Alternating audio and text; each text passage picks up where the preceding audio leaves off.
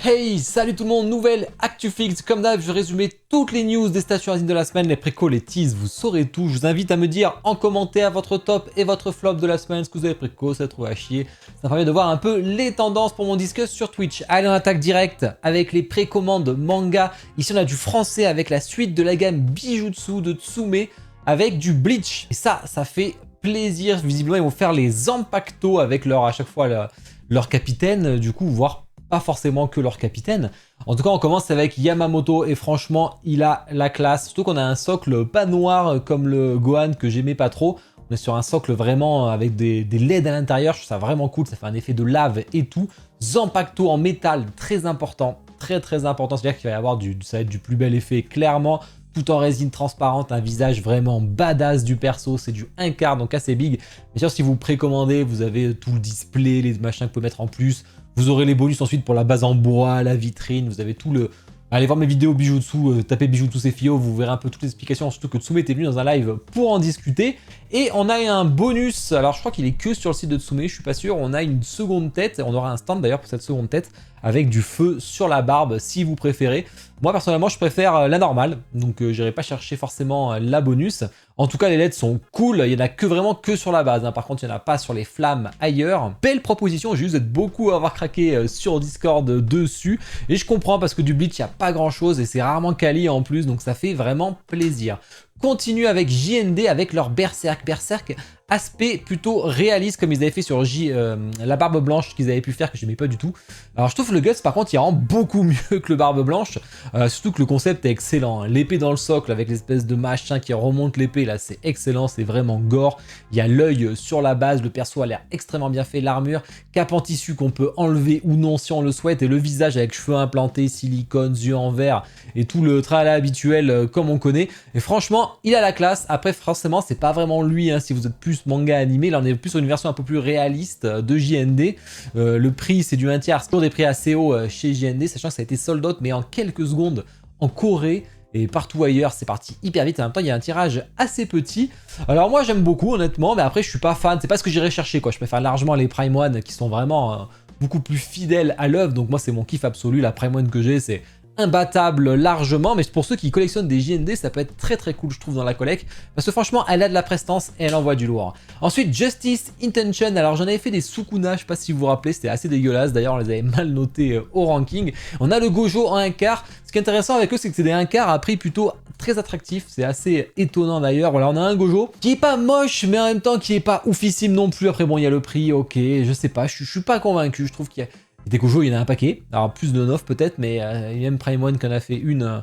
Donc vraiment, après en 1 quart, il n'y en a pas, hein. C'est peut-être la première d'ailleurs. Mais vraiment, ça donne pas envie, je trouve, de deux préco, mais ça peut être intéressant pour le prix si vous voulez faire une petite gamme. Et le Sukuna était pire que ça, le Gojo ça sort plutôt mieux quand même.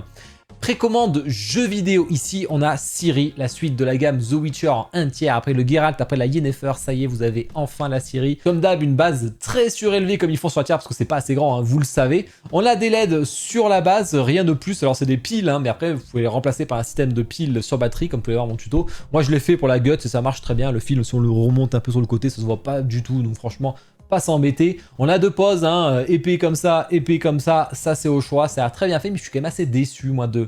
Je trouve qu'elle vend pas du rêve comme la Geralt qui est magnifique, la Yennefer qui est vraiment très cool, et je trouve qu'on a une expression un peu poupée, un peu fake, c'est dommage. L'expression est pas assez retranscrite, je trouve, j'ai vraiment du mal avec ce statut, c'est dommage. Après pour ceux qui font les 1 tiers The Witcher, ils seront très contents. Et on a une bonus édition qui rajoute le petit collier du chat qui me paraît primordial à avoir, sûrement en métal j'imagine. Fury de Darksiders de F4F, ça y est, après War, après Death, on a enfin Fury, donc il manquera plus que Strife à arriver, mon préféré en plus. Donc vous avez une Fury que je trouve plutôt cool, honnêtement, la gamme elle est vraiment sympa chez eux, un peu cher à chaque fois, parce que si vous voulez les versions exclusives, ça coûte très cher. Sinon chez Nikki, elle est déjà dispo dans les 500 et quelques euros, je crois, de mémoire. Donc on a une version régulière, on a une version spéciale que vous voyez ici avec des cheveux en résine transparente en fait, qui sont blancs transparents, mais vous pouvez choisir la couleur. C'est bon, c'est une variante édition. Je sais pas, je suis pas convaincu à tout prix. Et il y a la version, parce qu'en fait, une fois éteint, mieux vaut la version de base, je pense. Et la version exclusive qui va rajouter des LED dans le cœur qu'elle tient là. Et aussi sur son arme, le fouet et tout. Ça, c'est cool, mais ça vaut très cher. Donc, je sais pas si ça vaut le coup d'aller chercher tous ces bonus exclusifs. En tout cas, elle est sympa. J'aime bien ce qu'ils font chez Darksiders. Ensuite, Privati chez Tri Eagles du jeu Nikke. Jeu très sexy avec des personnages avec des guns. On dirait pas comme ça hein, que c'est un jeu de tir avec gun et tout, hein, un peu RPG, je crois. Bon, très sein énorme, mais vraiment des boobs gigantesques. Egg Tracker, comme d'hab, hein, selon où on se déplace, ça va vous suivre des yeux, histoire que ce soit encore plus flippant si vous aimez ce genre de statut. Hein. Et vous avez toute la gamme niquée, c'est la 3e déjà. Ils enchaînent Triggles dessus, et ça par contre, ça fait plaisir pour les fans. Ensuite, bon alors quand ça dit ça, Looming Studio avec Game of Peace, je connais pas du tout un jeu mobile chinois random, j'imagine, peut-être qu'il est très bon, j'en sais rien. Hein. Donc voilà, avec un petit personnage en 1/6, mais qui a quand même assez grande statue, je suis pas fan du tout, je trouve ça... La réaction c'est zéro, le visage donne pas envie, il est générique au possible, on a une Switch avec un casque et un couteau, bah, si on connaît pas, franchement ça donne pas envie de découvrir le jeu, donc pour moi c'est OZEF. Préco, film, série télé, ici on a MGL Toys qui continue la gamme Toy Story. On va voir ça où ils vont danser sur le truc, la boîte à musique, et là on a carrément avec le Chabus, mais c'est pas Totoro, mais avec une peluche carrément, j'imagine c'est une vraie peluche, hein, avec la bergère, avec sa télécommande. C'est sympa, mais ça vend pas du rêve, je trouve. Assez pas convaincu plus que ça. Après MGL Toys, j'aime bien ce qu'ils font en général, la Wall-E était vraiment cool. ECC qui continue ses morceaux de dino, donc après le full Jurassic Park, cette fois-ci on a l'œil de Raptor, donc j'imagine qu'on va avoir la griffe, la dent, on va avoir tout le bordel là-dessus. On a fait le tour des précos, on va enchaîner avec les teas. Hein. Bon, comme d'hab, hein, je vous ai mis le lien affilié chez mon partenaire Kyodai Aniki. N'hésitez pas à passer par là, ça me soutient, ça fait plaisir, je compte sur vous, c'est très important. Et ensuite, au niveau du planning, on se retrouve dès demain soir pour un discuss assez cool, parce qu'il y a Roro, l'auteur du manga français Everdark, qui revient et qui nous montre sa PLS totale, parce que lui, il est multi-collection de ouf, et il a vraiment plus de place, puis en plus, il veut plein de choses, vous allez voir. Et Durins, qui nous fait des précos assez improbables, c'est assez drôle. Et ensuite, jeudi soir, on va unbox le link de Minish Cap de Dream Studio, ça j'ai très hâte, donc un petit unboxing live, et ce week-end on fera du jeu vidéo, on verra ça. Allez les teas, manga, on a pu voir le QC approuvé pour le petit guy Maito en 1/8, ça fait plaisir. Pareil chez la Ikigai Marco aussi qui est un QC approuvé, donc ça va s'enchaîner et ça c'est cool. Oniri qui nous a fait un petit point prod. On a la production en cours pour la GTO et surtout City Hunter, Eva 00 et Zod qui sont prévus en décembre-janvier. Ah, je connais un petit Koe qui va être content de la recevoir, surtout la City Hunter. Hein. LMZ Collectibles qui envoie Ulysse 31, une statue, une licence qui a été demandée plusieurs fois lors des points prod. Et je suis très content que quelqu'un s'y mette, donc c'est LMZ qui va en faire, souvent des petites statues, un peu comme ils font sur Tom Sawyer, j'imagine. Zodiacos, fin de prod sur Saga en 1/6, là aussi, plutôt sympa. Petite confirmation de Prime One qui vont continuer sur Code Geass, donc elle a dû bien se vendre, il faut dire qu'elle était très bien, elle était vraiment très belle leur Code Geass. Hein. Alors le louche ici, donc ils vont continuer dessus, ça fait plaisir.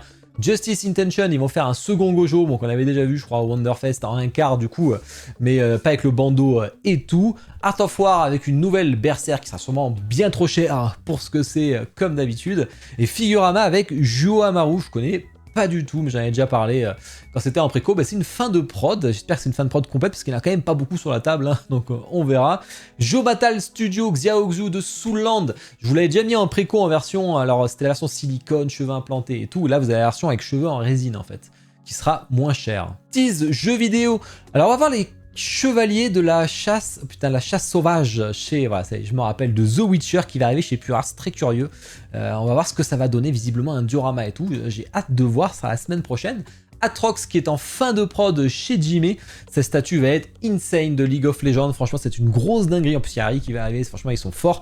J'ai mis dans partage sortie sur mon Discord, si vous êtes dans le salon, alors partage sortie, faites une recherche, vous tapez Jimé, vous verrez, il y a une vidéo qui est sortie, ils ont partagé où on voit le cœur qui bat avec le son, il y a un sound design du cœur et franchement c'est cool, il y a une musique qui se lance au début mais qui s'arrête au bout d'un moment et après il y a le cœur qui bat, franchement c'est bon, c'est gadget de ouf hein, mais ça peut être sympa. Prime One qui ont mis un petit message en commentaire que les précos des FF7 seront en 2024, bon après c'est aux mains de Square Enix, ça fait plaisir, j'espère les 3 d'un coup même si ça va faire très cher, et ils ont prévu plein de choses parce que FF7... Ils ont juste ouvert la boîte de Pandore, franchement ça va être trop cool, j'ai trop hâte de voir. One avec Girl Frontier LTLX 7000, alors visiblement c'est une PST qui était prévue mais ils vont en faire carrément une résine, voilà c'est cool pour les fans. Tease Marvel LBS, tous les personnages en 1/3, on voit les nouveaux concepts à gauche et à droite mais c'est pas évident avec Ant-Man, ouais voilà, franchement ça peut être sympa pour ceux qui collectionnent. Tease d'ici Mighty Jax avec un concept de Batman que je trouve vraiment cool, hein. Avoir le prix, avoir l'échelle, la taille, etc. Mais je trouve vraiment sympa, c'est original d'avoir mis avec la mort directement des parents en dessous. Franchement, j'aime beaucoup. Les tease, films, séries télé. On a pu voir le concept un petit peu en 3D de Aragorn de JND, donc il va rejoindre Arwen là-dessus. On a pu voir le Mégatron qui est en fin de prod chez Queen Studio, donc un bon gros Mégatron sur trône bien balèze. Et enfin, les teases autres pour terminer. Encore un peu de tease sur Célestine de Weta côté Warhammer 40 000. La préco va pas tarder. Et ben voilà. J'espère que ça vous a plu, on a fait le tour de tout ça. Allez voir les vidéos du week-end, hein. Je vous ai sorti un bel unbox de Vagabond, un manga incroyable, et surtout une nouvelle gamme, un nouveau partenaire, donc je compte sur vous pour me soutenir. Si vous voulez me soutenir, c'est le moment, hein. Allez voir la vidéo, franchement ça ne peut que m'aider, même si ça vous intéresse pas, je compte sur vous. De toute façon, n'oubliez pas de commenter la vidéo et la liker, il n'y a rien de mieux pour me soutenir, pour que la vidéo décolle. Puis je vous souhaite tous une bonne soirée. Ciao.